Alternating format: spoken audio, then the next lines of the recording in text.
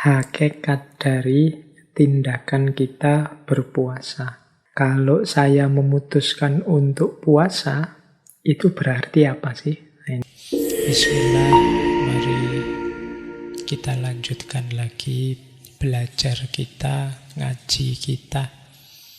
Ambil nafas sebentar, kita cari lagi materi yang lain di level hikmahnya puasa. Nah, selanjutnya hikmah puasa untuk diri kita secara individu. Nah, ini ternyata banyak hikmahnya. Hikmah ini berarti rahasianya. Puasa untuk diri kita sendiri ternyata punya rahasia, itu di catatan saya, kesehatan dan kekuatan fisik. Kesehatan dan kekuatan mental, kesehatan dan kekuatan spiritual, juga kesehatan dan kekuatan bahkan sosial dan politik. Ini untuk diri kita ya. Nah, yang pertama kesehatan dan kekuatan fisik.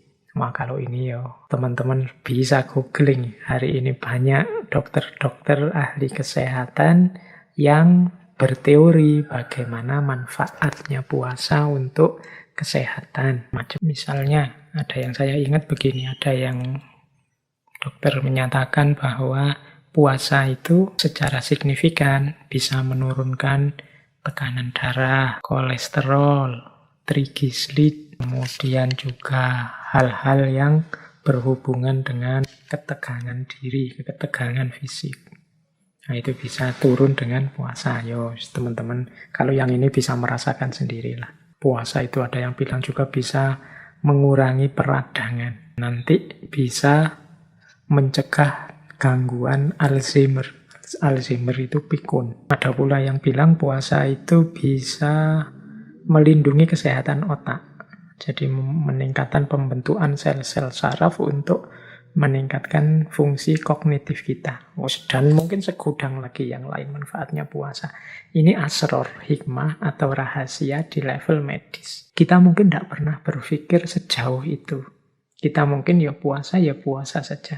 Tapi di balik itu ternyata ada rahasia-rahasia medis. Jadi keuntungan untuk kita dari ranah kesehatan. Ya, ini salah satu indikasi yang sering saya bilang bahwa Allah itu begitu sayang pada kita. Kalau memerintahkan sesuatu, selalu saja orientasinya bukan keinginannya Allah saja, tapi kepentingannya manusia. Apapun yang diperintahkan oleh Allah selalu punya rahasia. Di balik itu ada nilai penting, bahkan mungkin sangat penting untuk manusia. Ya seperti saya jelaskan tadi, ini baru dari sisi medis saja. Bagaimana puasa itu ternyata menjadi sumber kesehatan, banyak membantu kita untuk memperoleh kesehatan.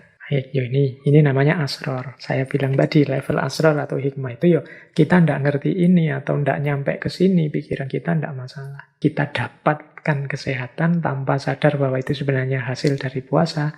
Itu kan sering seperti ini, tapi tidak masalah seperti itu. Baik, selanjutnya hikmahnya puasa dari level mental. Jadi puasa ternyata juga punya manfaat kesehatan mental. Ya paling mudah kelihatan itu dengan berpuasa orang dituntut mengendalikan dirinya, hawa nafsunya, hasrat ambisinya.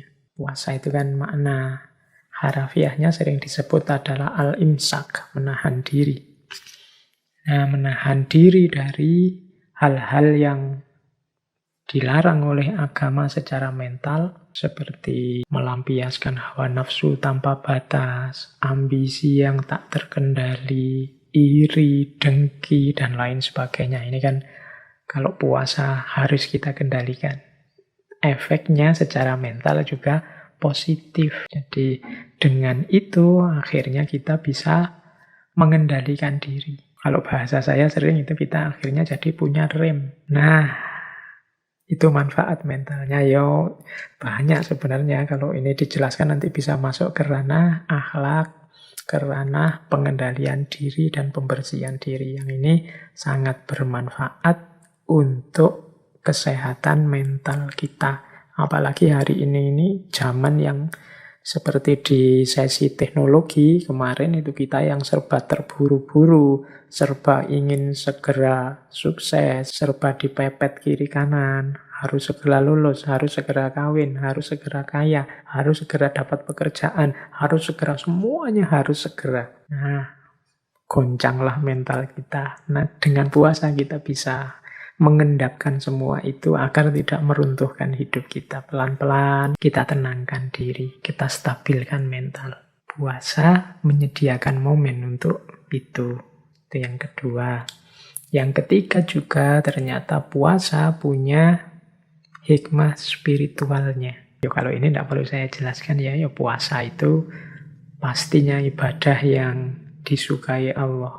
Satu-satunya ibadah yang kata Allah ini untukku dan aku akan membalasnya sendiri secara khusus. Puasa adalah jalan yang ringkas untuk kita bisa dekat, sedekat mungkin dengan Allah. Ini berarti sisi spiritualitasnya puasa. Meskipun kadang-kadang kita jarang memanfaatkan ini. Kita itu oleh Allah diberi banyak sekali momen yang kita bisa dekat, menyapa, berhubungan dengan Allah, tapi tidak kita manfaatkan momen-momen itu sehingga berlalu begitu saja. Kita punya sholat, kita punya doa, kita punya puasa. Tapi sejauh mana momen-momen Allah memanggil kita, ingin dekat dengan kita, itu benar-benar kita manfaatkan untuk semakin dekat dengan Allah.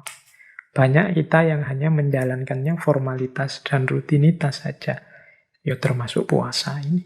Maka penting mari kita gali hikmah spiritualnya puasa. Semoga puasa kita semakin membuat kita tambah dekat kepada Allah. Kemudian kalau itu hikmah yang ketiga. Yang keempat, hikmah kesehatan dan kekuatan sosial serta politik. Ini isinya hikmah sosial politik ini yang berhubungan dengan puasa. Itu di situ saya tulis setidaknya ada di 4 variabel. Yang pertama apa? Puasa membuat kita sadar terhadap kelemahan kita. Kemudian yang kedua, membuat kita sadar bahwa kita ini dengan semua makhluk Allah yang lain ternyata setara, khususnya dengan manusia yang lain, kita juga setara, tidak ada yang lebih tinggi, tidak ada yang lebih rendah. Kemudian juga kita sadar bahwa kita ini tidak bisa hidup sendiri. Kita ini saling membutuhkan dengan yang lain. Dan dari situ nanti muncul hikmah bahwa berarti harusnya kita bersama yang lain itu menghidupkan kasih sayang, saling mendukung, saling membantu. Ini menurut saya di antara hikmah sosialnya puasa itu. Dengan kita sadar bahwa kita ini lemah, ternyata saya itu tidak kuat. Misalnya puasa itu ditambah 2 jam saja, bisa tambah puyeng aku, tambah teler aku. Kesadaran tentang betapa lemahnya diri. Kesadaran tentang kelemahan kita itu nantinya akan membuahkan kesadaran lanjutan bahwa yang lain kemungkinan juga begitu. Berarti orang-orang fakir miskin itu selama ini yang dirasakan. Ternyata aku tidak lebih hebat dibandingkan mereka. Aku yang selama ini merasa lebih tinggi, lebih jago dari mereka, ternyata tidak. Bahkan mungkin mereka lebih hebat. Betapa kuatnya mereka yang setiap hari menahan lapar, bahkan bisa berhari-hari. Kalau saya dan teman-teman ini kan puasa, masih ada harapan nanti buka puasa. Kalau mereka tidak ada jaminan, ada makanan untuk buka puasa. Nah, dari sini kemudian muncul kesetaraan. Jadi wawasan tentang aku dan manusia yang lain ini ternyata sama saja.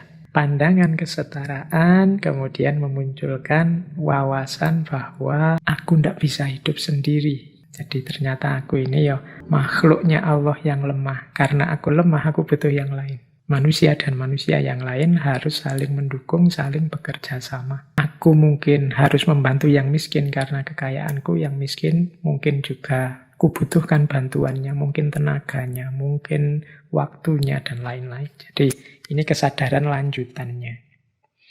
Pada akhirnya puncaknya kesadaran sosial itu adalah kasih sayang. Rasa saling membutuhkan itu kan nanti pada akhirnya akan tumbuh jadi sayang dan cinta. Nah, ini rentetan logisnya bagaimana rahasia puasa itu sebagai perekat sosial. Nah, kalau yang politik bagaimana, Pak? Ini puasa juga, kalau teman-teman jeli melihat sejarah, ternyata punya kekuatan sosial dan kekuatan politik yang luar biasa. Contohnya politik misalnya, teman-teman mungkin masih ingat ya tokoh kita minggu lalu, Mahatma Gandhi. Malam hari ini mungkin sebentar kita bahas juga tentang beliau. Beliau juga punya pandangan khusus tentang puasa. Mahatma Gandhi ini yang dikenal dengan politik anti kekerasannya, beliau ini ketika berjuang melawan penjajahan penindasannya Inggris, strategi yang dilakukan itu puasa. Ada kisah beliau ini sampai puasa selama 21 hari. 21 hari ya puasa. Kalau hari ini mungkin teman-teman menyebutnya mogok makan. Itu kan nama lain dari puasa sebenarnya. Itu kan menunjukkan bahwa oh ternyata puasa itu juga punya daya tekan politik. Dia punya power untuk mempressure yang lain. Ya, senjata ini digunakan karena mengasumsikan mereka yang sedang zalim, yang sedang menindas itu juga manusia. Diharapkan dia tersentuh hatinya melihat kita yang unjuk rasa dengan puasa dan mogok makan. Ini dilakukan zaman itu oleh Gandhi karena beliau tidak mau melawan dengan kekerasan. Dia melawannya dengan diam dan puasa. Ini perlu juga kita ambil pelajarannya. Oh, ternyata puasa juga bisa seperti itu. Atau teman-teman mungkin masih ingat Sumpah Palapanya Gajah Mada. Isinya sumpah itu kan sebenarnya Gajah Mada akan puasa. Ada yang bilang puasa tidak makan kelapa, ada yang bilang puasa mutih. Karena puasa mutih itu nama lain dari ngalopo. Nah, sumpahnya nanti dianggap sumpah, disebut sumpah palapa. Tapi intinya Gajah Mada tidak akan makan enak atau makan kelapa atau puasa mutih. Berarti puasa hanya makan putihan saja. Terus menerus sampai Nusantara bersatu di bawah Majapahit. Jadi sebelum menyatukan kerajaan-kerajaan di seputar Nusantara, beliau tidak akan makan. Oh, dorongan ini kan luar biasa berarti. Dengan dorongan puasa ini, Gajah Mada jadi sangat serius. Gajah Mada jadi sangat mengerahkan segala daya upayanya untuk sukses di ranah politik. Jadi sumpah palapa yang kita kenal itu. Tidak akan makan sampai Nusantara bersatu. Ternyata puasa juga punya power, punya kekuatan politik. Nah, ini menurut saya menarik bahwa ritual agama yang diwajibkan oleh Allah, ibadah yang ditekankan oleh Allah, itu ternyata tidak hanya sekedar membutuhkan kesungguhan kita menjalani sebagai manifestasi kepatuhan, tapi ternyata di balik itu ada rahasia-rahasia, ada hikmah-hikmah. Ini saya menyampaikan yang terjangkau, yang banyak disampaikan di kiri kanan kita selama ini. Dari sisi medis, dari sisi mental, dari sisi spiritual, dari sisi sosial, bahkan juga dari sisi politik. Oke, yang tadi saya bilang di depan, memahami asror, memahami hikmah akan membuat ibadah kita semakin dalam, semakin mantap, semakin bisa merasakan nikmatnya iman. Semoga dengan ngerti serba sedikit ini tadi, besok kalau kita puasa tambah mantap, tambah serius. Karena ternyata hikmahnya besar. Baik, kita lanjutkan untuk membongkar hikmah-hikmah di balik puasa. Selanjutnya, mari kita tengok sebentar hakikat dari tindakan kita berpuasa. Kalau saya memutuskan untuk puasa, itu berarti apa sih? Nah, ini kita sedikit bermain logika. Jadi kalau kita memutuskan untuk puasa, itu sebenarnya ada beberapa maknanya. Yang pertama apa? Begitu kita memutuskan untuk puasa, berarti kita sedang memilih kehendaknya Tuhan dan bukan ego kita sendiri. Puasa ini kan perintahnya Tuhan, amanat dari Tuhan yang harus kita jalankan. Allah menginginkan kita puasa. Sementara kita sendiri kalau mau jujur kan inginnya tidak dihalang-halangi, tidak dibatas-batasi. Kalau menginginkan makan, menginginkan minum, menginginkan hubungan seks dengan siapa saja, dan lain sebagainya. Begitu kita lebih milih puasa, itu kan artinya berarti kita lebih memilih kehendak Tuhan dibandingkan ego keinginan kita sendiri. Jadi ini keutamaannya yang pertama. Jadi dibalik keputusan kita berpuasa. Ini keputusan yang sungguh-sungguh ya, bukan puasa hanya karena terpaksa atau hanya karena ikut orang lain atau puasa hanya karena sebagai tindakan yang sudah kadung. Kalau bahasa Jawanya kadung itu, ya sudah terlanjur jadi orang Islam, gimana lagi Pak, harus puasa. Itu kalau seperti ini tidak ada nilainya, keterpaksaan itu kan tidak ada nilainya. Tapi kalau kita dengan sadar memilih puasa, meskipun kita tahu diri kita ini sebenarnya lebih senang kalau tidak puasa, ini berarti menunjukkan bahwa kita lebih memilih kehendaknya Tuhan dibandingkan keinginan egois kita. Maka tadi teman-teman, kalau madrasah puasa, pelatihan puasa ini sukses, besok kalau kita sudah selesai Ramadan, ayo kita ingat-ingat jagonya kita di bulan Ramadan ini. Kejagoan kita di bulan Ramadan ini apa? Lebih milih keinginannya Allah dibandingkan keinginan kita sendiri. Kalau nanti setelah puasa ini kita masih bisa begini, berarti pelajaran kita di bulan puasa sukses. Yang kedua, senada dengan tadi, lebih memilih kehadiran Tuhan dibandingkan kesenangan sendiri. Jadi berpuasa ini kan semacam dimensi spiritual yang menghadirkan Tuhan dalam kehidupan kita. Sementara hadirnya Tuhan itu kan sering dalam tanda petik mengganggu kesenangan kita. Kita ini kan inginnya hidup itu seneng-seneng, apa saja yang kita inginkan terpenuhi, meskipun kadang yang kita inginkan itu tidak positif. Tapi dengan memilih berpuasa, yang di situ kita dilarang banyak hal, lahir maupun batin, sehingga sebenarnya hakikatnya kita itu tidak terlalu suka dengan puasa, tapi tetap kita lebih milih puasa. Karena kita lebih memilih kehadiran Tuhan dalam hidup kita dibandingkan kesenangan kita sendiri. Nah, ini makna yang kedua. Semoga ini juga nanti bisa tetap hidup setelah puasa selesai. Semangat lebih memilih Tuhan daripada kesenangan kita sendiri. Yang ketiga, ketika kita berpuasa, hakikatnya kita ini sedang mengakui bahwa kita ini lemah. Yang bisa menolong hanya Allah. Ternyata kita ini butuh Allah, perlu Allah. Nah, ini kesadaran yang dimunculkan dari tindakan kita berpuasa. Jadi pengakuan, aku lemah ya Allah, aku ini membutuhkan.